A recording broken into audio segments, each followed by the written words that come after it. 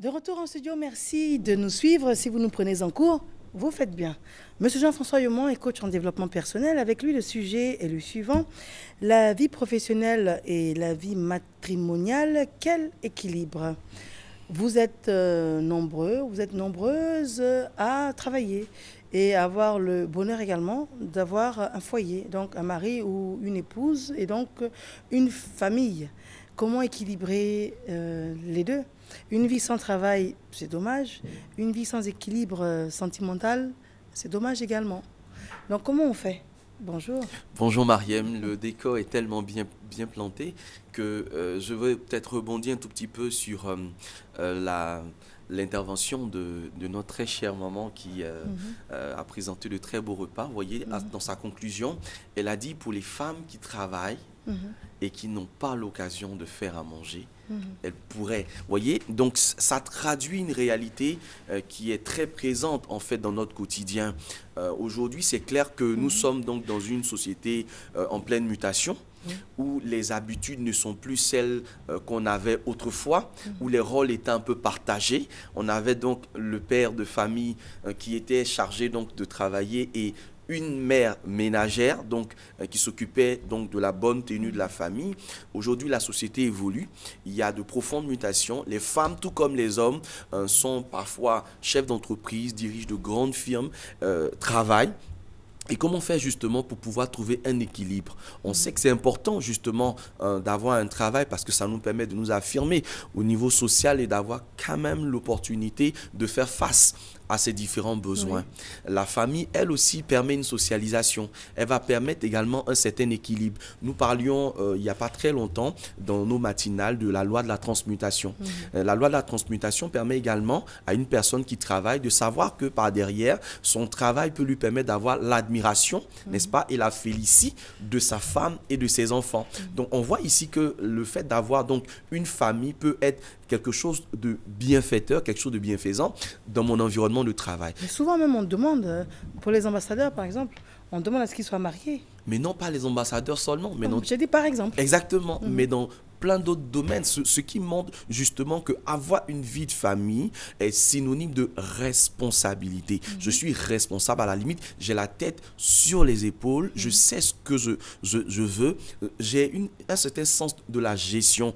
Donc pouvoir gérer déjà la famille, pouvoir trouver la possibilité d'être présent pour ceux à qui donc on a fait le vœu, n'est-ce pas, d'appartenir, va déterminer également notre adhésion dans l'environnement professionnel. Et c'est important parfois lorsque vous faites un entretien d'embauche, qu'on vous pose l'action de savoir, est-ce que vous avez des enfants, est-ce que vous êtes marié? Ce n'est pas une question banale, c'est justement pour avoir une idée de qui vous êtes et du sérieux aussi qui vous anime. Et comment faire justement pour que finalement, cet aspect de votre vie qui, à la limite, balise votre environnement professionnel ne finisse pas par prendre un coup tellement le travail va devenir super entre guillemets important. Et c'est là qu'il faut pouvoir trouver l'équilibre.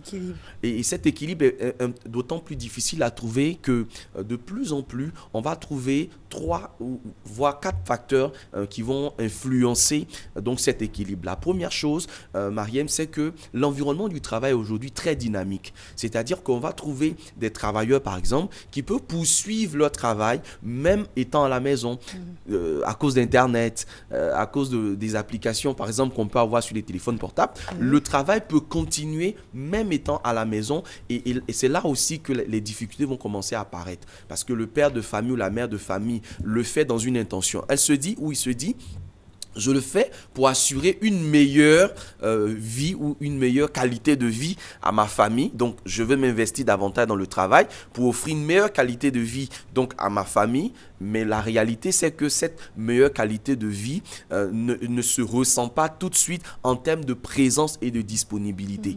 On se rend donc bien compte qu'un écart va commencer à se creuser finalement entre le père de famille et la mère de famille. C'est vice-versa en fonction donc de la personne la plus occupée à son travail.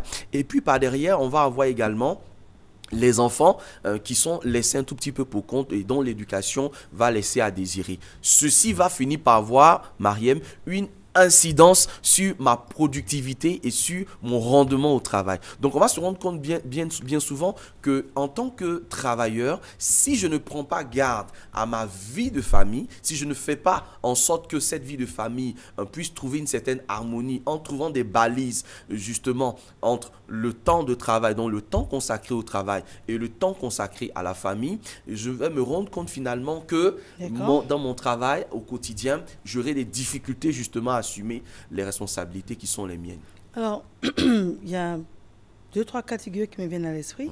Le cas de figure où le conjoint est repéré, dragué dans l'environnement de travail. Oui. On travaille tellement que finalement, c'est dans l'environnement immédiat qu'on trouve point de chaussure à son pied. Alors, dans ces conditions-là, ces personnes-là sont ensemble au travail, dans la même entreprise même souvent, ou bien dans les environs, également ensemble à la maison. Est-ce que c'est quelque chose qui rapproche ou c'est quelque chose qui éloigne? D'accord. Donc, le cas présent concerne des personnes qui se sont rencontrées dans leur environnement de travail. Oui. Dans cet environnement de travail, il est clair que on sait un tout petit peu finalement ce que l'autre a à faire. Est-ce que ça va tolérer? Je ne sais pas. Mais ce qui est certain, c'est que ça va rendre un peu plus facile cette vie de famille finalement. Pourquoi? Parce que l'environnement professionnel a prévalu, a été, si vous voulez, avant la vie en famille. Donc, finalement, on s'est retrouvé dans cet environnement, on va commencer à s'habituer. Mais la réalité, c'est que quand cette relation ou cette idylle va commencer à atteindre une phase de stabilité, de maturité, on va se rendre compte à un moment ou à un autre qu'on ne peut pas se limiter, n'est-ce pas, à la simple parade amoureuse qui était strictement peut-être liée à l'environnement du travail ou à la périphérie du travail.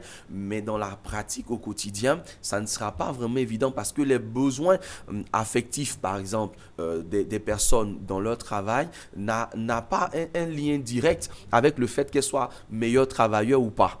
C'est un besoin qu'on a à l'intérieur. Et au fur et à mesure donc, que la relation va évoluer, il est certain qu'à un moment donné, même si je sais le travail que l'autre fait et que je suis dans le même environnement de travail, ça peut peser. Mais l'équilibre serait peut-être à un moment donné également de se rendre compte que le fait d'avoir un travail qu'on partage pratiquement en commun peut multiplier justement les occasions de se retrouver, donc les occasions de se voir, mais en veillant à ce que cela ne puisse pas avoir une incidence négative aussi sur notre rendement et notre capacité à mieux faire notre travail. D'où l'équilibre. D'où l'équilibre, un autre exemple, monsieur ou madame a une promotion, travaille comme chargé de mission d'une personnalité. Et cette personnalité est emmenée à énormément voyager.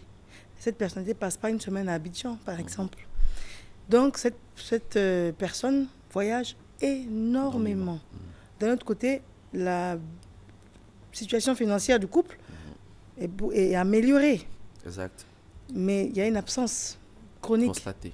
Donc, qu'est-ce qu'il faut faire? Parce qu'à un moment donné, il y a quand même des choix à opérer. Exactement. Il y a des choix à opérer. Et l'une des premières choses aujourd'hui, Dieu merci, on est dans un siècle de communication. Internet, les téléphones portables, etc. existent. Donc, moi, je donnerais comme conseil à ce monsieur qui a ce type d'activité ou ce travail qui demande de lui qu'il soit constamment en déplacement, de privilégier vraiment le contact téléphonique ou le contact par Internet. Donc, de rester en contact le plus souvent possible. Je coach des personnes qui travaillent dans ce sens-là et je les encourage parfois à pouvoir être connectés en permanence. Quand ils sont, par exemple, à leur chambre d'hôtel. Quand vous arrivez à votre chambre d'hôtel, Mariam, vous n'avez pas d'autre chose à faire que de vous consacrer maintenant à votre famille. C'est de pouvoir créer ce cadre-là finalement. Parce qu'on parle d'équilibre. Et cet équilibre, il est proportionnel en fait finalement à ce que nous sommes capables de faire. Donc on ne demande pas l'exploit ou l'impossible, on demande juste qu'à un moment donné, on puisse donner aussi à la famille la place qui lui revient. Et c'est ça la notion de la responsabilité. Donc une fois que je suis donc un tout petit peu libre, c'est de pouvoir par exemple établir une connexion avec la famille. Et ça existe, hein. On le conseille. Et ça réduit considérablement, Mariam, l'écart qui peut exister. Le problème, c'est que parfois, c'est cette indisponibilité presque inconsciente, en fait. C'est-à-dire que je justifie le fait pour moi de ne pas être présent pour la famille par la multiplicité, n'est-ce pas, des occupations que je peux avoir, mais on convient ensemble, Mariam, qu'on ne peut pas être occupé 24 heures sur 24. Il y a peut-être 2, 3 ou 4 heures que nous aurons, et c'est cela aussi l'exercice fastidieux. C'est de se dire, effectivement, j'ai ce travail, j'ai un objectif par rapport à ce travail, mais j'ai une famille à côté avec laquelle je dois garder le contact. Et puis quand on est de retour, par exemple, de mission, c'est de faire des sortes, ce qu'on appelle de day off. Ces day off-là, c'est des journées qui sont consacrées exclusivement ou entièrement à l'autre ou à la famille, aux enfants. Ça, c'était le deuxième cas. Troisième cas qui me vient à l'esprit, c'est un monsieur qui estime que sa femme travaillait, il a connu sûrement dans l'environnement de travail, mais il souhaite qu'elle ne travaille plus. Il veut lui mettre à disposition tout ce dont elle aura besoin. Il préfère que ce qui est une tâche noble, elle s'occupe des enfants à temps plein. D'accord. Alors, c'est un choix que cette dame doit opérer. Est-ce que c'est un sacrifice également? Quel est le conseil pour équilibrer sa vie sentimentale, justement? Bien, alors, je vais donner un avis qui est peut-être personnel, mais qui est aussi le résultat d'un constat. C'est que, mesdames, il est important que vous compreniez que votre épanouissement personnel est déterminant pour la capacité que vous aurez à prendre soin de votre homme et de votre famille. Votre équilibre personnel passe parfois par le fait de faire une activité, par le fait de faire quelque chose. Si vous limitez votre vie à prendre soin de votre famille et de votre mari, c'est bien, c'est une très bonne option de vie. Mais parfois, le fait de ne pas pouvoir trouver la possibilité en vous de vous réaliser autrement que par la simple famille que vous avez va finir par devenir un handicap sérieux. D'accord. Pour ma part, je pense... On va s'arrêter là-dessus. Ok, d'accord. Il est temps pour nous de faire une courte pause. On revient juste pour la conclusion. D'accord. À tout de suite.